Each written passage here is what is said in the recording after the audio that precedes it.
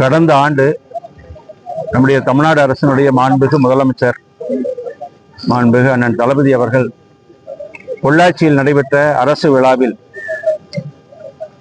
அறிவித்ததற்கிணங்க திருப்பூர் மாவட்டம் பல்லடம் அரசு மருத்துவமனையில் விபத்து மற்றும் எலும்பு முறிவு சிறப்பு சிகிச்சை பிரிவுக்கான வசதிகள் ஏற்படுத்தப்படும் என்று அறிவித்தார்கள். அந்த அறிவிப்பை செயல்படுத்துகின்ற வகையில் மாண்புமிகு முதலமைச்சர் அவருடைய ஆணைக்கிணங்க மாண்புமிகு தமிழ்நாடு அரசின் துணை முதலமைச்சருடைய அவர்களின் வழிகாட்டுதலோடும் மாண்புமிகு மக்கள் நல்வாழ்வுத்துறை அமைச்சருடைய வழிகாட்டுதலோடும் இன்றைக்கு திருப்பூர் மாவட்டம் பல்லடம் நம்முடைய அரசு மருத்துவமனையில் விபத்து மற்றும் எலும்பு முறிவு சிறப்பு சிகிச்சை பிரிவு கட்டிடத்திற்கான பணி துவக்க விழா நிகழ்ச்சி இங்கே நடைபெற்றிருக்கின்றது. இதனுடைய மதிப்பு 3,30,00,000 ரூபாய். இதில் கட்டிட வசதி தரைதளமும் முதல் தளமும் கொண்ட வகையில் ஏறத்தாழ 7,125 சதுர அடி பரப்பளவில் இந்த கட்டிடம் அமைய இருக்கின்றது. இதில் கூடுதலாக அந்த விபத்தில் அடிபடக்கூடியவர்களுக்கு சிகிச்சை என்று சொன்னால் இந்த தேசிய நெடுஞ்சாலை இது அமைந்தப்பட்டிருக்கிற இடம். இந்த பகுதியில் நடைபெறக்கூடிய விபத்துகளுக்கு உடனடியாக எலும்பு முறிவு சிகிச்சை போன்ற விபத்தில் பாதிக்கப்படுபவர்களுக்கு சிகிச்சை அளிக்கக்கூடிய வகையிலே தான் மாண்புமிகு முதலமைச்சர் அவர்கள் இதை அறிவித்தார்கள்.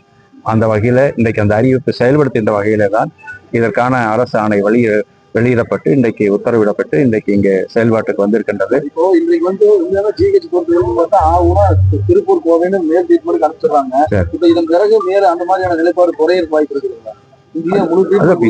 இதை கூடுதல் வசதி கிடைச்சிருக்கிறது. இப்போ இந்த வசதி கிடைச்சிருக்கிறப்போ தேவையில்லாம அனுப்ப வேண்டிய அவசியம் இல்லை. நோயாளிக்கு விரும்புகிற பட்சத்துல சில பேர் விரும்புவாங்க, அது அனுமதிச்சு தான் ஆகணும்.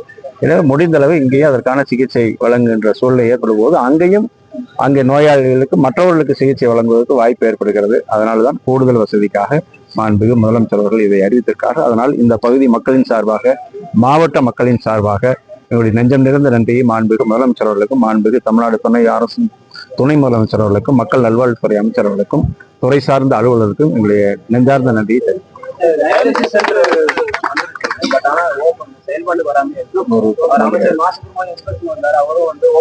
எவ்வளவு நாள் ஒரு 10 நாள் இன்னொரு தனியார் ரூம் போடுறது ஜூலை மாத இறுதிக்குள்ள அதை செயல்பாட்டுக்கு பணியாளர்கள் பற்றாக்குறை அதிகமா இருக்கு. அதுக்கான தேர்வுகள் மருத்துவர்கள் அதுக்கான செவிலியர்கள் போன்ற பணிகளுக்கான தேர்வுகள் நடைபெற்று வருகிறது. கடந்த இந்த அரசு வருவதற்கு முன்பு ஒரு 10 ஆண்டு காலம் முறையாக அதுக்கான தேர்வுகள் நடைபெற்றிருந்தால் இவ்வளவு நெருக்கடி வந்திருக்காது. எங்கு பார்த்தாலும் அரசு துறையில் பல்வேறு பணியிடங்கள் பாக்கியிருந்து மாண்புமிகு முதலமைச்சர் அவர்கள் நிதிநிலைமைக்கு ஏற்ப படிப்படியாக அதை நிரப்ப வேண்டும் உத்தரவிட்டு அந்த இலக்கை நோக்கி செயல்பட்டு கொண்டிருக்கிற அரசு விரைவாக அனைத்து இடங்களும் அதுக்கும் தேவைப்படுகிறது. அந்த கவனத்துக்கு வந்திருக்கிறது. இன்றைக்கு ஆய்வு செய்தோம். அதற்கும் தேவையான வசதியை ஏற்படுத்தினால் இங்கிருந்து நாமக்கல் போன்ற பகுதி, சேலம் போன்ற பகுதிக்கு சென்று ஆய்வு செய்வது தவிர்க்கப்படலாம். நேரம் மிச்சமாகிறது, எரிபொருள் மிச்சப்படுகிறது பண்ணையாளர்களுக்கும் அரசு அலுவலர்களுக்கும். எனவே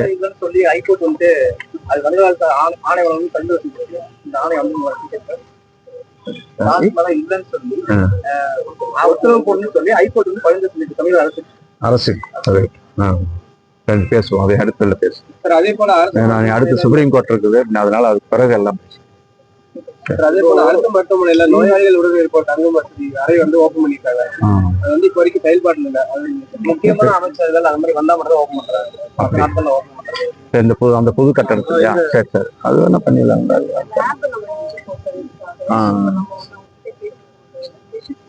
சரி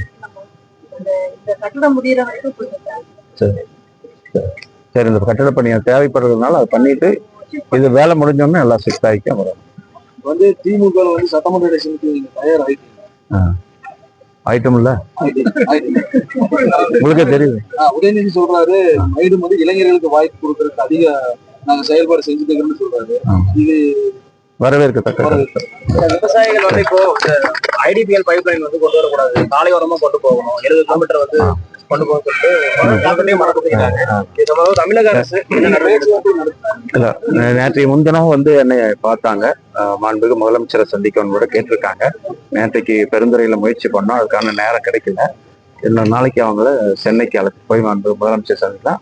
இல்லைனாலும் அவர்களுடைய தீர்வுக்கு என்ன வழியோ மாவட்ட நிர்வாகத்தோடு மாவட்ட ஆட்சித்தலைவர் முன்னிலையில் பேசி என்ன சுமூகமாக செய்ய முடியுமோ அதை செய்யும்.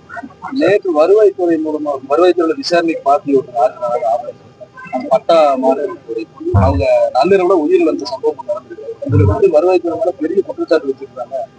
திமுக சேர்ந்த மூத்த நிர்வாகி எந்த கிராமத்துல எந்த வில்லேஜ்ல அலைக்கழிக்கிறாங்கன்னு சொல்றாங்களா? அதை பாட்டி இறந்துடுறாங்க. அது வந்து சம்பந்தமாக நடவடிக்கை எடுத்திருக்காங்க சார் அந்த ஆபீஸ். ஆமா ஆமா அந்த வயசானவங்க சரி அது வேணா விசாரணை பண்ணி உரிய நடவடிக்கை